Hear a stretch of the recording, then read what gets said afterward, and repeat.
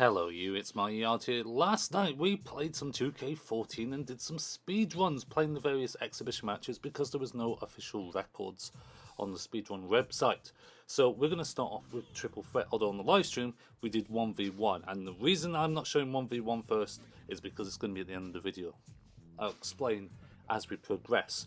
So we were basically using Roman Reigns. We worked out that providing you follow the rules, and that is no created superstars, and in my opinion, that means modified movesets, Roman Reigns is the best all-rounder because of the spear, the clothesline, and basically STOs and stuff. Now you can see me that I attempted multiple times.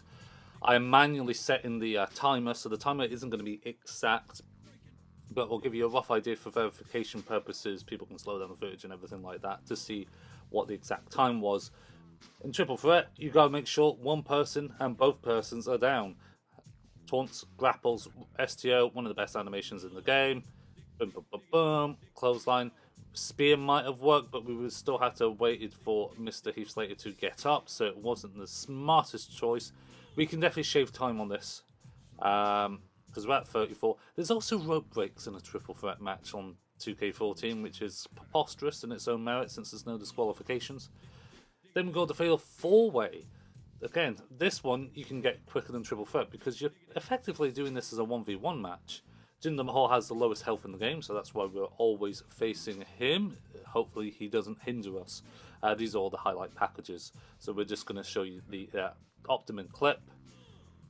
Now, in theory, again, we could save a lot of time. If we speared at that point instead of gone for the clothesline, we might have got a win. But I was hoping and waiting for an animation.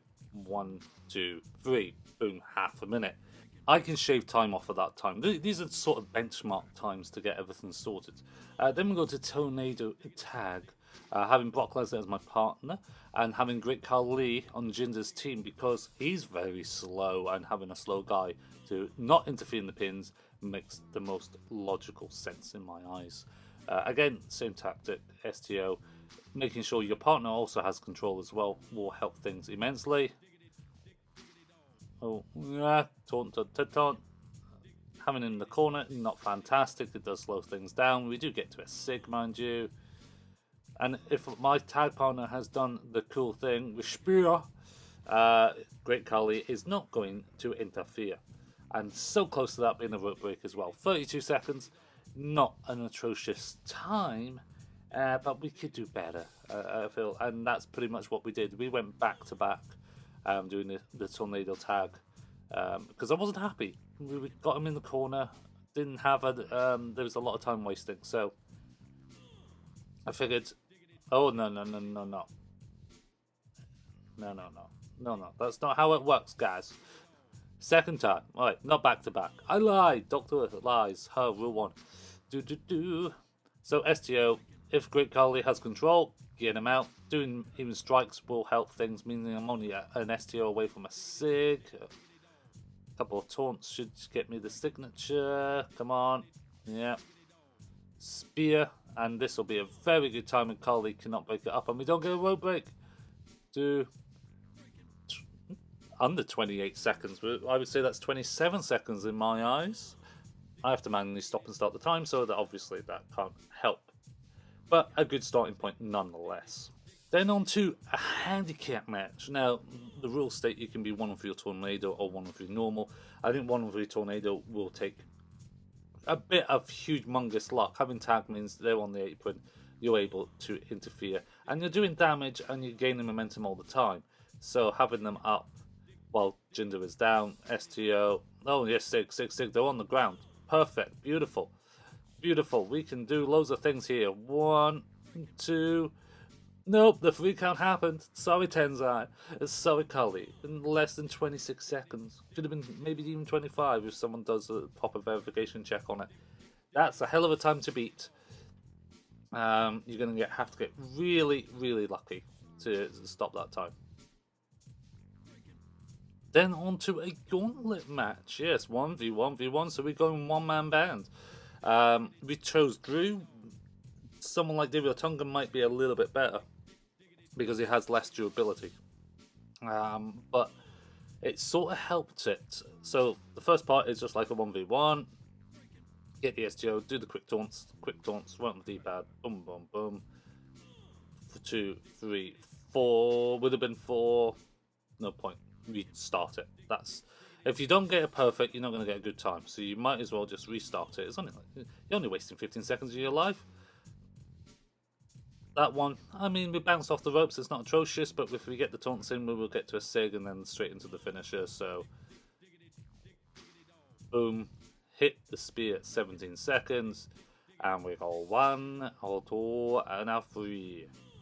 Boom, boom, boom, boomtastic. Heath Slater, boom. He's a one-man band. Again, because we got to sneak in a taunt or two in between the intermission period. It does mean we can get finisher a little bit quicker. Boom, spear. Ding, ding, dong. 44 seconds, 45, 47. And still waiting. Time for Drew. 1 STO. 2 STO. And Drew gets up after 2. Most of them don't. Third one keeps them down, but it means we can get the taunts all the way in. Ding, ding, ding, ding, ding, ding, sig. Oomph, spear. Now, when we get to the next one, which is the Elimination Chamber, you will notice 112 was a hell of a good time for three gauntlet matches as well. I'd like to point out. I think there's a quicker way, and we'll show that with the 1v1 match. But I think that relies more on getting a perfect lock on it, which is going to be a bit tricky in my honest opinion, which is why I have not attempted it yet. I might attempt it on the live stream later, but I don't think it will work. Elimination Chamber, so 6 of the weakest talents, the 6 weakest overalls. Unlike a Royal Rumble match, Elimination Chamber is set intervals even if you eliminate someone before the timer starts. So, when you eliminate someone, you do not gain momentum when you taunt. If there's no opponents, you do not gain momentum. It's only when there's an opponent available to fight that you get momentum. So the goal is to get 2 finishers by the time you get to the 6th pod. So you realistically want 3 finishers on your 5th opponent to then be able to do everything. So doing it on the first guy, getting him eliminated doesn't really matter. Like I say, the clock will keep going down. We have to wait, which is basically just over 60 seconds effectively. Me taunting does absolutely nothing. I wish it would. It means we would get to 3 finishes before the next person would even be out of the pod. We've done it randomized as well. Don't know why. We could have just done it in sequential order and chose Jinder as the last person. It would have made no difference in all honesty. 1 finisher straight off the bat isn't going to pin someone. You need to hit a few moves before you hit the finisher, or hit 2 finishers. Oh, I chose the 1 guy. So literally 60 seconds later, which means 1 minute and 4 seconds he comes out. So realistically at 4 minutes and something, the 4th member, the last person of the team, will come out and we will eliminate them exponentially. Now, what we found out with this Roman Reigns spear is it will still do damage even if you don't fully connect with it. So basically hitting them side on, and it just deflects them, or if they're crouching up, something of that nature. A non-perfect hit is a much quicker animation. The problem is it's sort of very hit and miss, and you get sort of luck on it. But if you get it, it does also mean you're able to get a quicker time. And that could apply to the 1v1s as well. You might be able to get a far quicker time as we pin him on a signature by Santino. 2, 1. It's not strictly 60 seconds, as you can see. Heath Slater gets out just under 60 seconds after the last elimination. We have 2 finishers. There are still 2 people in the pods as well. So again, we want to try and we want to get into 3. If we can pin him on the sig, it'll be fine. And then we can just go, ooh la la, oomph, 3 finishers, knocked out, KO, not even a Superman punch, a jumping clothesline, a comeback special. And instead, we gotta wait another 30 seconds for Jinder Mahal. Pardon me. And there's not much you can do, you just have to wait.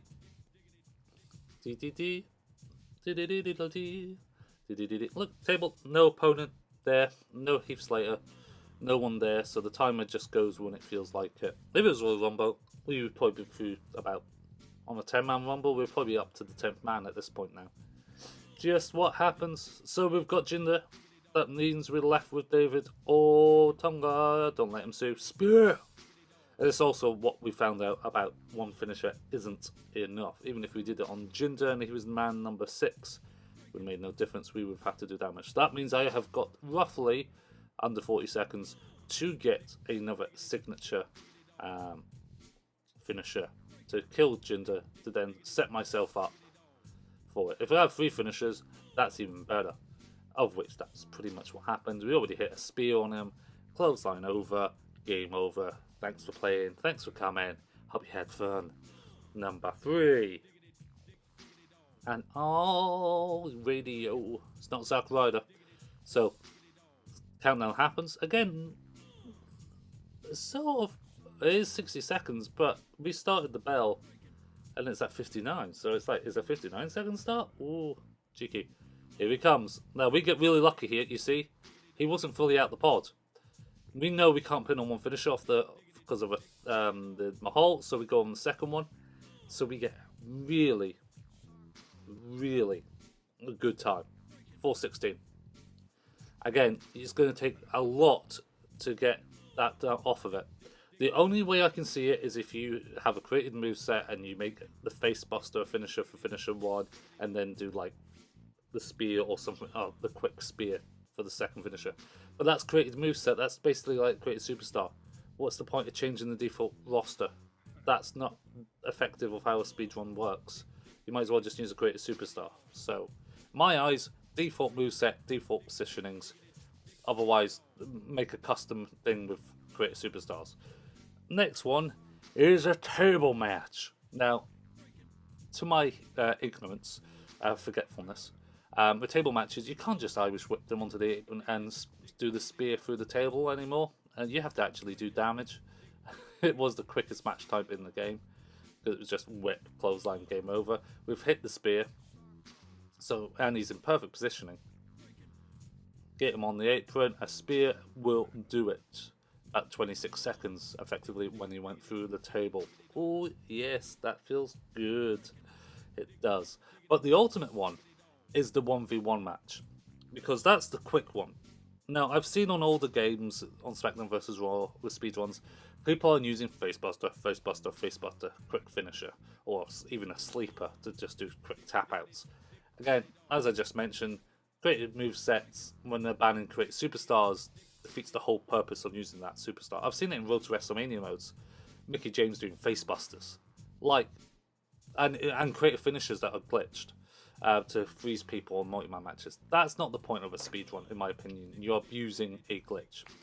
So, 1v1. On the live stream, we did Roman versus Jinder. You saw the same technique we did with the gauntlet match.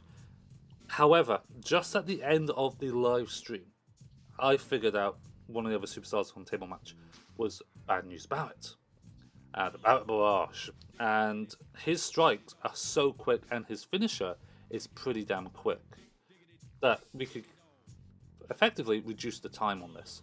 Because 25 seconds is great, but we reduced the time even quicker with Roman. We dropped it down to even faster speed. With Mr. Barrett, you hit the strikes, they will always reverse after a certain number of strikes. So if you change the maneuver, they don't reverse it. And it's very lucky. You need to be lucky that they don't reverse, because they can reverse at any time. But there's a cap of when the reverse hits, and it's normally on the 12th strike. So I do a running move, a running gut punch, get a few more punches in, go straight into waistline, pin. And you'll see how quick it is. 25 is what we did on the stream, and we've put a timer on there, literally from when the bell goes, so just so there's no doubt when it comes to it. Loads of strikes, sig up, finisher already at 13 seconds, 14, 15, 16, 17, 18, ding ding ding, 18 seconds instead of 25. I don't think there's going to be a way around it. I'm going to show you the original footage as well, just so you can verify it. And that's pretty much it. If you think you can find a quicker way, come on, let me know in the comment section below, or even post your own YouTube videos of speedrunning, and we'll see if we can do it faster. I think as long as it's an actual superstar in the game and there's no moveset changes, then it's legit. If you change the moveset, you're creating content, and it doesn't count in my honest opinion. But that's up to the validators to decide, but then every game's just going to look the same, so what's the point? Thank you very much for watching. Hit that like button, subscribe, and turn the notifications on for more WWE 2K speedruns. We will see you next time.